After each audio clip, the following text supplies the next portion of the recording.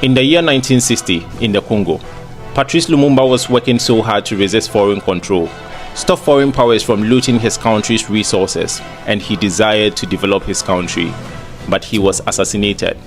In 1966, in Ghana, Osagyefo Kwame Nkrumah had worked so hard to create some development. He desired to unite the entire Africa, resist foreign control from looting Africa's resources, and to develop Africa as a whole, but he was overthrown with propaganda.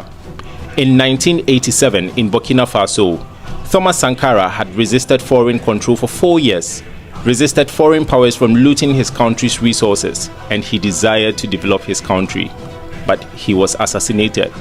In 2011, after Gaddafi had turned Libya from one of the poorest states into one of the richest, he desired to unite the entire Africa and to develop Africa as a whole, but he was also assassinated.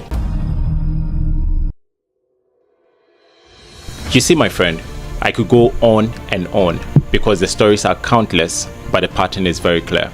And so the biggest question has always been, why is Africa the richest continent with many nations benefiting greatly from its resources, and yet Africans happen to be the poorest people? A lot of secrets on why and how Africa's development has been savagely suppressed for centuries are coming out to light. And so, in my own opinion, there are 3 major arms that are destroying Africa, and the third one is the most dangerous. Let's take a quick look at all 3. In the year 1884, a group of leaders from certain Western countries met in Berlin, and they would call this the Berlin Conference. They would decide the fate of Africans as they would divide Africa up like a piece of cake and share among themselves. For many years, these Western countries have been using well-structured manipulation and assassination systems to loot Africa's resources and to keep Africans impoverished. All the economic structures, all the global institutions, and the economics we teach everyone is all designed to keep Africa exactly where it is. We need Africa to be impoverished because we need those raw materials and we need them dirt cheap. Many would think that Africa gained independence from these colonial countries, but don't be fooled. Colonialism was immediately replaced with what Kwame Nkrumah defined as neocolonialism. And this means, in theory, the country is independent, but in reality, its economic and political systems are being controlled from outside. That also means the leader of the African country becomes a puppet to the Western leader. And now, when a strong African leader arises and the West can't make him into a puppet, they create and fund civil wars in his country, label him notorious, and either assassinate him or overthrow him in a coup. About 20 years ago, John Perkins blew the whistle on American Economic Hitmen, or the EHMs, an organization he used to be an active member of. I was an economic hitman. These are highly paid specialists who use deceptive financial strategies to influence leaders of developing nations who have rich natural mineral resources. The EHMs persuade these leaders to take loans from the World Bank or the IMF to create projects whose benefit only goes to a few wealthy individuals, leaving the majority poor out from benefiting. The loans are supposed to be too huge that the country cannot pay back, and the leader of the developing country is persuaded to use the country's mineral resources as collateral. The interesting part is, the money never truly goes to the developing country. It is strategized to go back to American corporations, which are supposed to be the only ones to build the project. Since the debt is too huge to be repaid, the Americans claim the natural resources by buying it at extremely cheap prices, and even get the upper hand to build their military bases in the developing country's backyard, as well as controlling the leader in several ways. According to John Perkins, if the EHMs fail to persuade any developing country's leader, then their big brother, that is the CIA, steps in and finishes the job by assassinating the leader. And if the CIA also fails to assassinate the leader, then they create and fund for chaos in the developing country. At this point, the US military steps in with the notion of liberating the country and takes over the country's natural resources. This is really a predatory system, and it's all because they want to make the world into a global empire and take over the world. And Africa isn't the only target. Recently, it's been observed that China has also adapted and is using similar tactics. Wake up, Africa.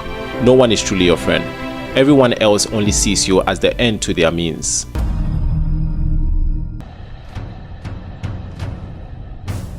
After the United States and the Belgium had used Joseph Mobutu to assassinate Patrice Lumumba in 1961, the United States sponsored and helped Joseph Mobutu into political power. And that was not all. The United States backed and protected Joseph Mobutu to be president for over 3 decades, and even sang his praises, even though Joseph Mobutu stole over $4 billion from his country, the Congo. Of course they liked him, because unlike Lumumba, Mobutu was a very easy and key essential for the West to keep looting his country's resources. So if you ask me, one of the major reasons why Africa is still impoverished today is because most of its leaders have the same character as Joseph Mobutu.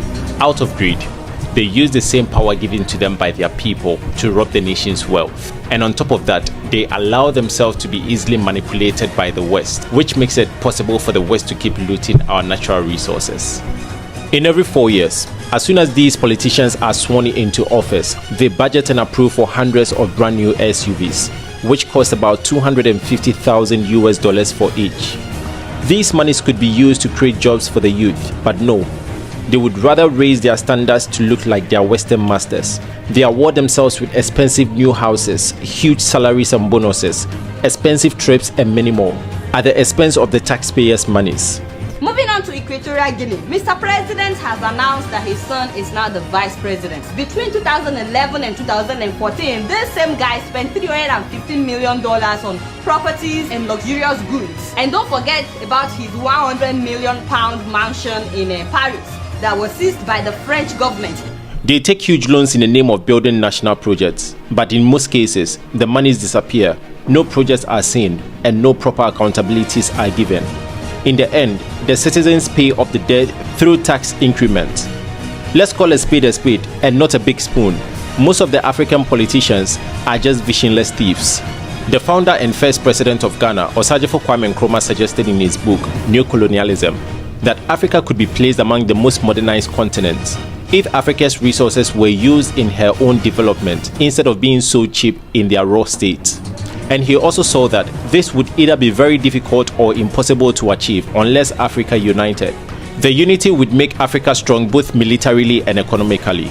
And with the unity, Africa could fight off outside exploiters. But unfortunately, he was overthrown even before he could achieve the dream of uniting Africa.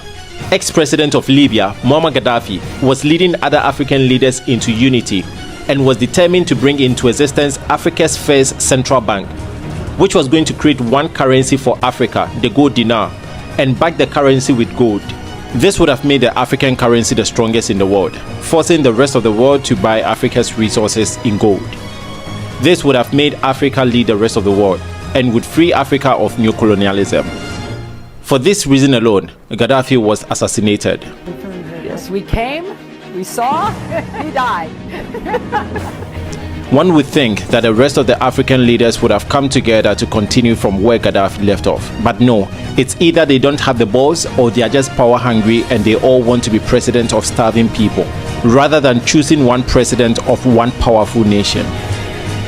So yes, one of Africa's biggest problems we have is the greedy people we have in our leadership positions who are willing to sell Africa out only to enrich themselves. And until we learn to see better and act different, we will keep changing political parties, but Africa will still remain impoverished because we will only be changing different fruits, but of the same tree.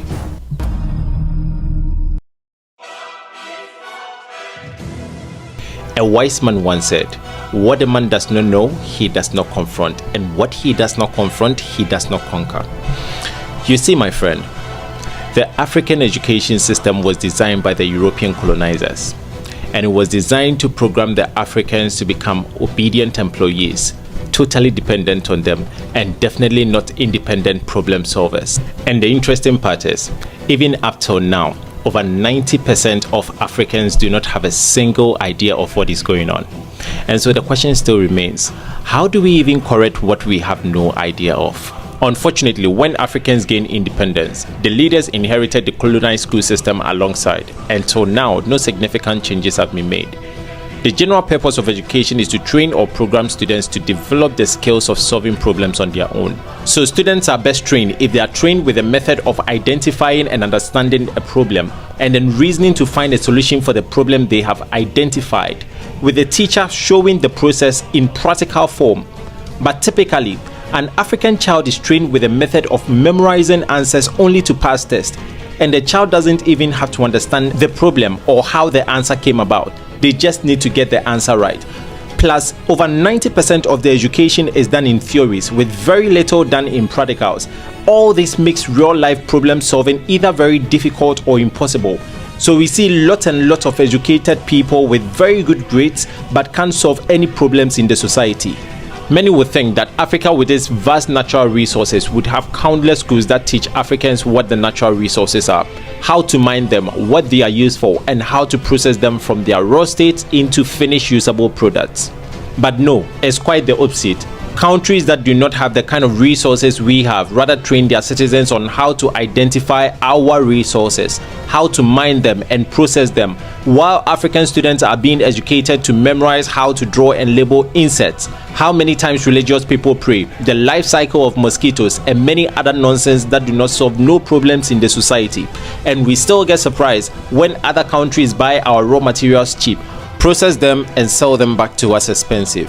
And it is not a surprise that many of Africa's top private problem-solving companies are owned by foreign entities, while Africans move around with their certificates begging for jobs. The African school system doesn't teach nationalism. Students are programmed to love everything European and less appreciate everything African.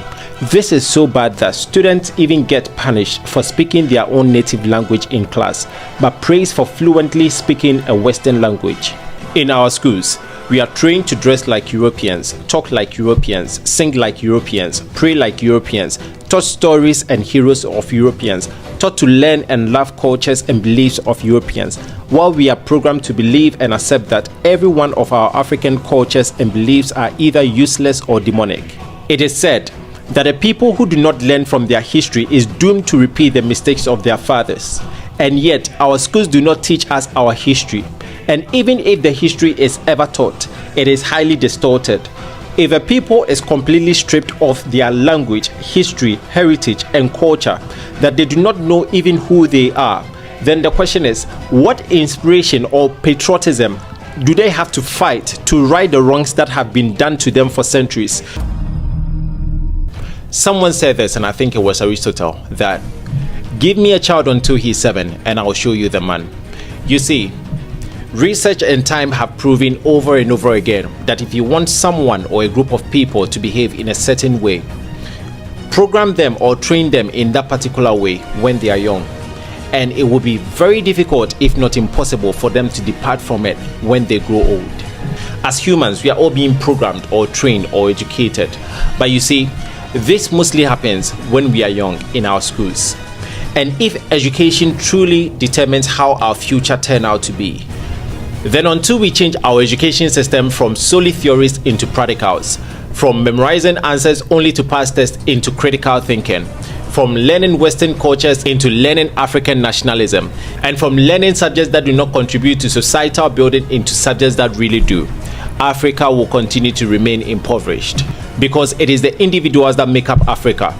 And if we program the individuals only to become obedient employees, non-nationalists, and totally ignorant of how to use Africa's resources to develop Africa by themselves, then where is the future of Africa? If you've made it this far, congratulations. You see, some people through honor and duty have given their lives up for the sake of Africa, and it is our turn now. There is a great shift, and the time is now. Not the next 200 years, nor the next 100, nor 50, nor 10 years, nor even the next year. The golden time is now. It is time for us to learn the actual truth, to decolonize ourselves, and to be sharing the actual truth with others to decolonize them as well. I've done my part for giving you this information, and now it is your turn to also do your part by sharing this information. And if you really like this content, kindly show your support by giving it a thumbs up. And also, if you're interested in content on practical Africa liberation, then do follow this platform for more. Bye for now.